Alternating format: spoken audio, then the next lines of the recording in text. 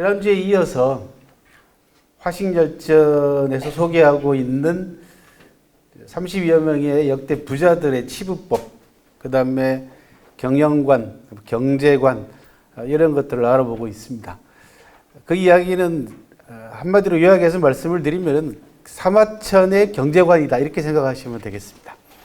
사마천이 2100년 전에 경제에 관한 자신의 관점과 그 다음에 부에 관한 빈부 문제라든지 아주 다양한 경제하고 관련되어 있는 분야들에 대한 자신의 견해를 상인들의 치부, 그 다음에 상인들의 경영법, 그 다음에 상인들의 경영 철학 이런 것들을 통해서 반영했다, 투영했다라고 보시면 되겠습니다.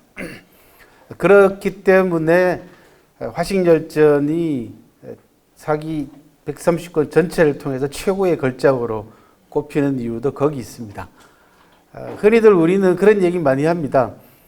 어떤 특정한 분야의 한 사람이 큰 성취를 이뤄놨음에도 불구하고 한계가 보일 때마다 뭐라고 얘기를 하냐 그러면 시대의 한계다 그런 얘기 많이 하지 않습니까? 그죠? 그 시대가 가지고 있는 사회적인, 그 다음에 계급적인 요소, 그 다음에 자기 자신의 처해 있는 사회적 지위 문제, 그 다음에 자기 주변을 둘러싸고 있는 그 사람을 둘러싸고 있는 주변 환경, 교육, 인적 요소 이런 것들이 모두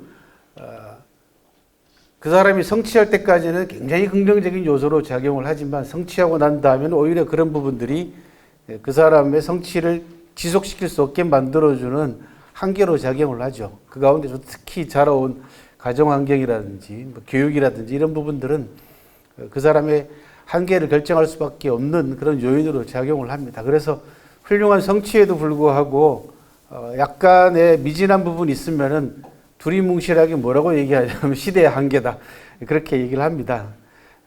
그런데 그 한 분야에 있어서 최고의 성취를 이룬 사람들의 업적을 가만히 이렇게 살펴보면은 그 한계를 뛰어넘고 있다는 거죠. 사마천이라는 역사학자도 그렇고 인류 사회를 이끌어갔던 선각자들의 대부분이 그 시대적인 한계를 뛰어넘은 사람만이 인류사를 맨 앞에서 끌고 간 대단히 진취적이고 진보적인 위인들이다라는 생각을 많이 합니다. 2100여 년 전에 사마천이 누구도 생각하지 못했던 또 누구도 그와 같은 인식에도 미치지 못했던 경제관 그리고 부에 대한 인식을 보여주고 있다는 측면 이런 부분들은 서양 경제학에서도 도저히 따를 수 없는 부분입니다. 케인즈 경제학을 기점으로 해서 서양 경제학이 전 세계 경제학을 주도했다고 얘기를 하는데 사마천이 가장 많이 인용하고 있고 또 가장 많은 영향을 받은 인물이 누구냐 그러면 관중입니다. 지난 시간에 잠깐 소개해드렸던 창고가 차야만이 예의와 그죠 염치를 한다부터 시작해서 먹고 입는 게 풍족해야지 명예와 치욕을 한다. 이거 전부 다 관중이 남긴 이야기입니다. 그리고 관중의 핵심 사상은 누가 뭐라 그래도 부민 부국입니다.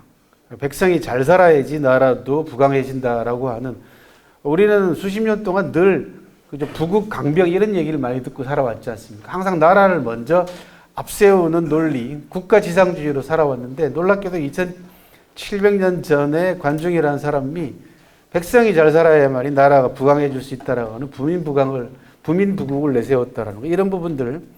그 다음에 관중의 경제 이론 같은 거 보면은 케인즈의 경제 이론을 뛰어넘을 만한 이론들이 상당히 많이 보입니다. 근데 케인즈하고 관중하고의 시간 차이는 천수백 년 이상이나 나기 때문에 얼마나 그러니까 앞선 경제관을 가지고 있는가라는 걸 여실히 보여주고 있고 사마천만 해도 케인즈하고 비교해도 천수백 년이나 앞서 있는 인물이거든요. 그런 점을 놓고 본다 그러면은 2000년 넘는 세월 동안 화식열전한테 쏟아졌던 그 비난과 비판이 얼마나 황망한 것인가라는 부분도 다시 한번 느끼게 됩니다. 화식열전의 가치를 다시 한번 생각해 가면서 지난주에 이어서 계속해서 화식열전에서 소개되고 있는 부자들 이야기들, 또 그들이 무엇으로 치부했으며 또 그들의 치부 방법, 말씀드리자면 경영법이죠. 그죠? 이익을 낼 수 있는 그들만의 독특한 경영 방법들이 있습니다. 그런 부분들을 보면서 오늘날 기업들이 경영하고 있어 또 오늘날 기업들이 부를 축적하는 방법하고 옛날하고 다른 것이 무엇이며 공통점은 무엇이며 또 어떤 부분들은 오늘날 기업들이 옛날 사람들을 본받아야 되는가라는 것까지 함께 생각해 봤으면 합니다. 오지라고 하는 지역의 나라고 하는 인물은 국경무역으로 성공한 대표적인 사업가로 기록이 되어 있습니다. 이 당시에는 이제 진한 교체기에 해당되는 인물입니다. 그러니까 진시황 때 인물인데 진시황부터 시작해가지고 한나라 때까지 중국의 가장 심각하고 강력한 대외 카운터 파트너는 흉노였습니다. 뭐 여러분들 들어보셨죠, 그죠? 이 흉노가 가장 강력한 상대였습니다. 흉노는 늘 장성을 넘어가지고 중국 내지로 쉽게 얘기해서 중원 지역으로 계속해서 중국 입장에서 보면은 침략이죠, 침공이죠. 그런데 흉노 입장에서 놓고 보면은 식량 획득을 위한 부득이한 측면들이 있습니다. 그래서 기동성을 앞세워 가지고 기마병들을 이끌고 계속해서 변경을 넘어와서 변경을 침략을 합니다. 그 이유는 다른 게 아니고 식량을 비롯한 북쪽 지역에서 즉 유목민족들이 활동하고 있는 지역에서 나지 않는 생필품들을 필요로 하거든요. 그래서 진나라 한나라 때 보면은 비공식적이든지 공식적이든지 관시라고 해가지고 국경 지역에다가 시장을 열어주는 겁니다. 공식적으로 시장을 열어주는 경우가 있고 또 비공식적이지만 정부가 묵인하는 경우가 있습니다. 그 시장을 중심으로 해가지고 국경무역을 통해서 치부한 사람들이 꽤 있습니다. 그 가운데 가장 대표적인 인물이 나라고 하는 인물입니다. 오지는 지명입니다. 중국 학자 가운데 일부는 저 나라고 하는 인물을 저 이름을 가지고 저 사람이 여성이었을 것이다라고 추정하는 사람도 있습니다. 왜 그러냐면 바로 뒤에 나오는 청이라고 하는 인물이 과부라고 확실하게 기록이 되어 있기 때문에 사마천의 기록을 따라가다 보면 이 두 사람을 같은 시대에 연달아서 기록한 걸로 봐서 또 저 이름 자체가 남자보다는 여성을 가리킬 가능성이 있지 않냐라고 해서 두 사람을 여성으로 보는 경우도 그런 학자들도 있습니다만은 확신할 수는 없습니다. 명확하게 사마천이 밝히지 않았기 때문에 오지의 나는 목축업을 했다. 가축의 수가 많아지면 팔아서 각종 옷감을 구해서 몰래 융이라는 것은 북방의 이민족을 얘기를 합니다. 융의 우두머리에게 갖다 바쳤다. 융의 왕이 그 대가로 10배를 보상을 했는데 가축을 줄 때 참 기가 막힌 표현이죠. 소와 말을 대박으로 곡식을 퍼주듯이 헤아려서 줬다는 겁니다. 그러니까 생필품을 갖다 주면은 가축을 대신 주는데 쌀 한 대박, 쌀이 얼마나 많겠어요, 그죠? 예. 그렇게 많은 가축들을 대가로 지불했다라고 얘기를 합니다. 진시황은 나를 땅을 가진 군과 대등하게 대우하여 때마다 조정의 대신들과 함께 만났다라고 대우를 받을 만큼 대단한 사업가였습니다.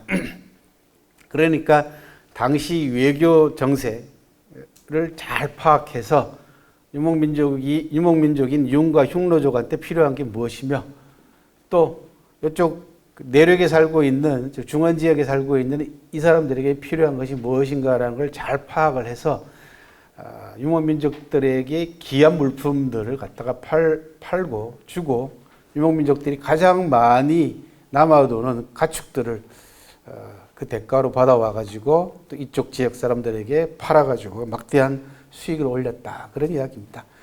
예나 지금이나 국경무역은 뭐 항상 중요한 그 거래 형태 가운데 하나입니다.